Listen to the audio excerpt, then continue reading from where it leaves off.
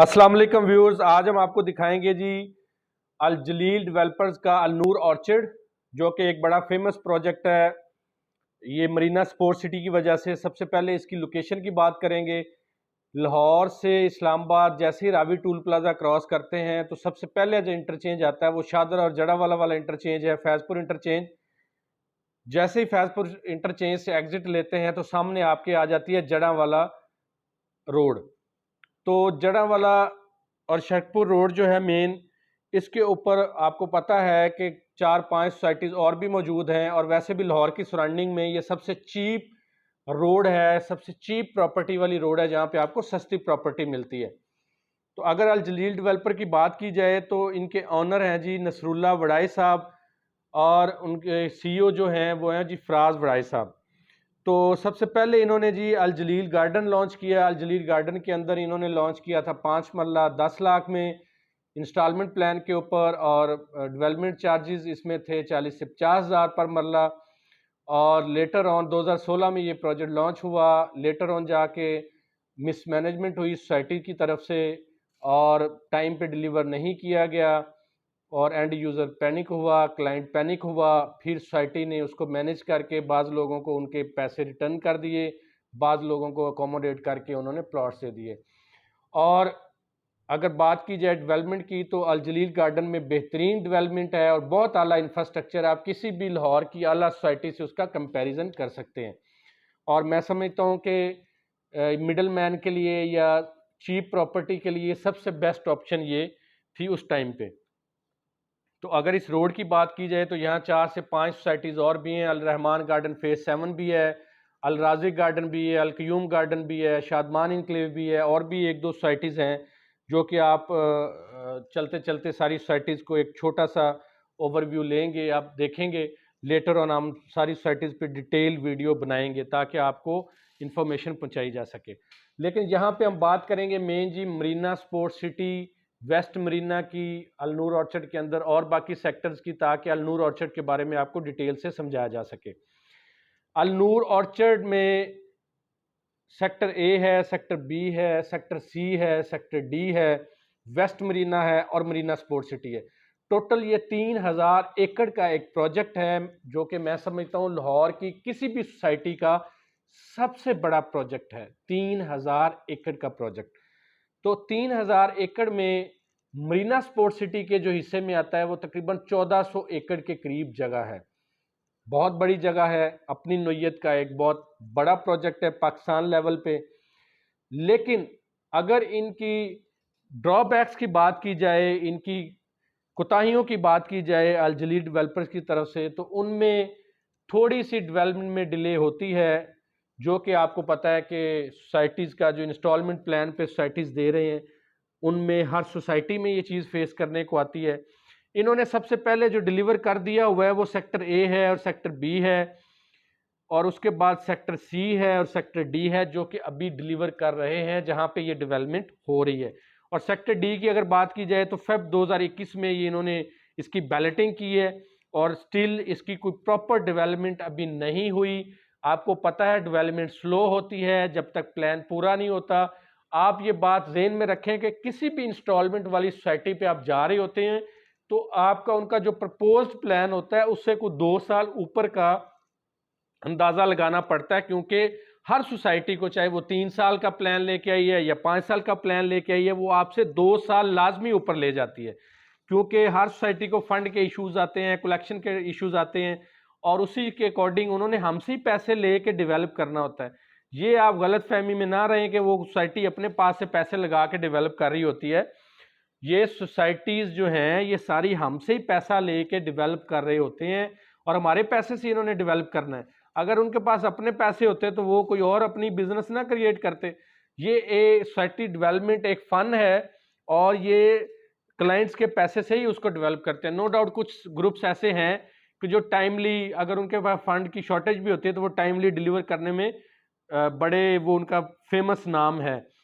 तो उसके बाद आ जाता है जी वेस्ट मरीना। वेस्ट मरीना की एक बड़ा अजूबा बना हुआ है वेस्ट मरीना हमारे लिए कि उसकी बैलेटिंग कब होगी। ये को पिछले 6 महीने से उसकी बात सुन रहे हैं हम कि बेल्टिंग इस महीने हो रही है, नेक्स्ट हो रही है, उससे नेक्स्ट हो रही है, चलते चलते जी अब आ गया जी मई 2022।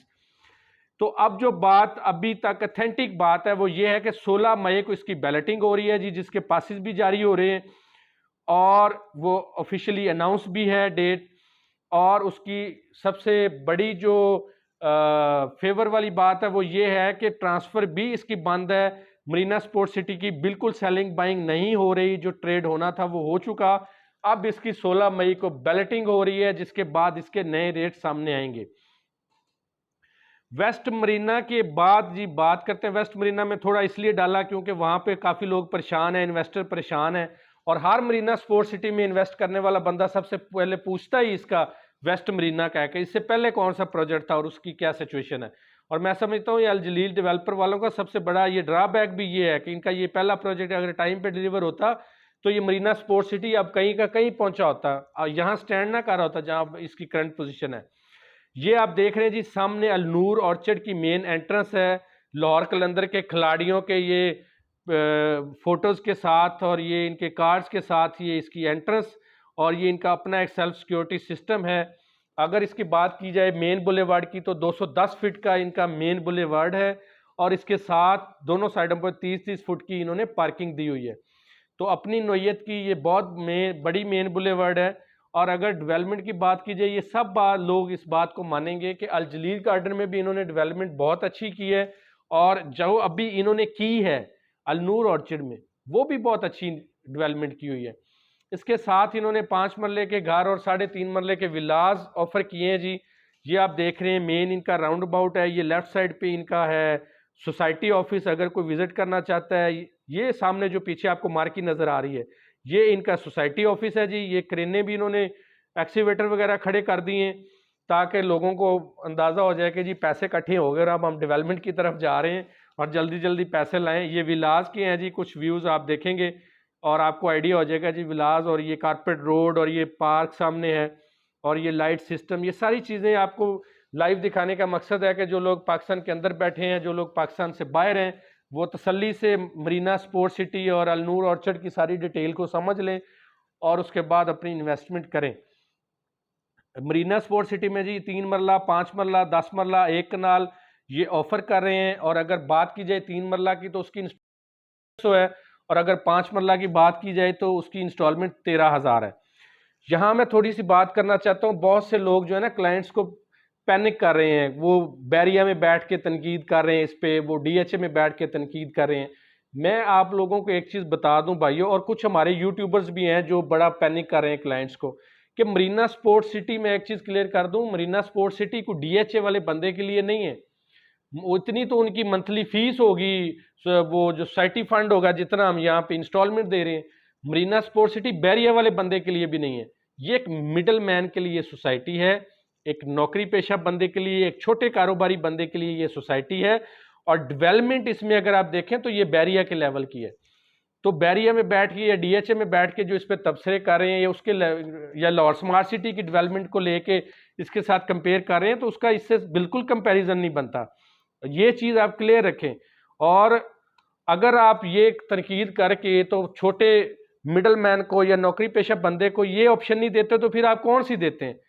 अब 65 और 13,000 में लाहौर में कौन सी और ऑप्शन है जहां पे वो अपना एसेट बना सकते हैं? तो लोगों को मिसगाइड ना करें। इस बजट के अंदर ये बड़ी अच्छी इन्वेस्टमेंट है जो मैं समझता हूं। 5 साल का प्लान है, कोई भी सोसाइटी 5 साल में डिलीवर नहीं करेगी, ये अपने जेहन में बिठा लीजिए। इंस्टॉलमेंट के ऊपर हमेशा सोसाइटी 2 से 2.5 साल ऊपर ले ही जाती है, और ये भी ले जाएगी, ये 5 साल में डिलीवर नहीं करेगी। ये आप भी इधर हैं, मैं भी इधर हूँ, ये वीडियो क्लिप एविडेंस है, ये आप देखते रहिए। इंशाल्लाह मैं जब ये कंप्लीट हो जाएगा तब भी आपको बताऊंगा।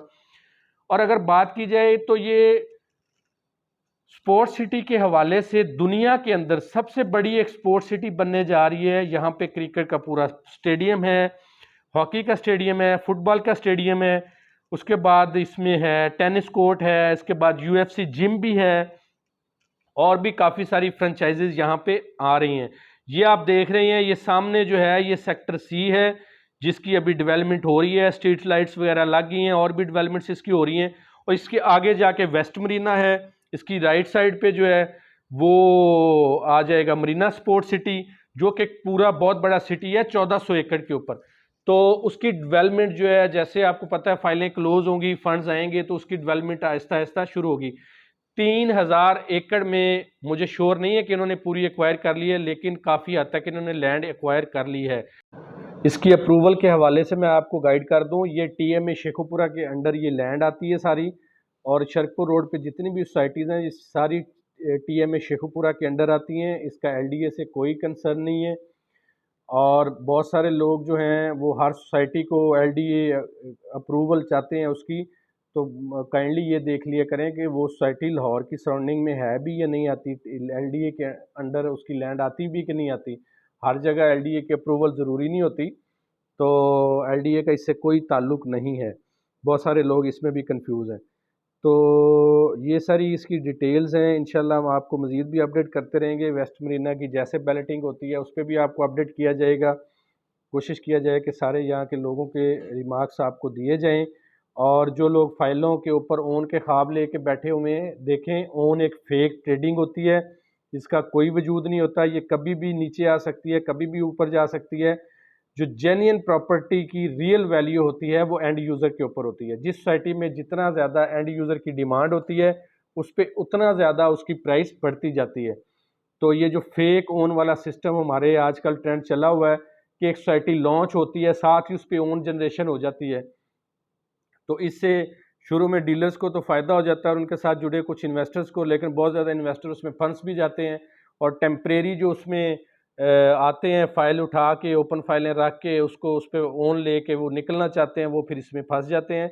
तो ये ज़रूर समझें कि ये मरीना स्पोर्ट सिटी हो, अल्जरीर गार्डन हो, या इस तरह की चीप सोसाइटीज़ जो हैं जहाँ पे DHA या बैरियर टेक्नोलॉजी नहीं चलनी। ये एक प्योरली मिडल मैन की और एक छोटे तबके की या छोटे कारोबारी बंदे की ये सोसाइटी है, और ये एंड यूज़र्स के ऊपर ही स्टैंड करेगी और एंड यूज़र से ही इसकी वैल्यू बढ़ेगी, जिस पे थोड़ा टाइम लगेगा। तो पैनिक ना हो, अपनी फाइलों को प्रोसेस करवाएं और वेट करें। 5 साल का प्लान है, 5 साल पूरे होने के बाद शिकवा किया जा सकता है।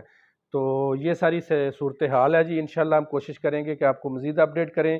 अपनी फ़ीडबैक कमेंट्स में ज़रूर दीजिएगा। Thank you very much. अस्सलाम वालेकुम।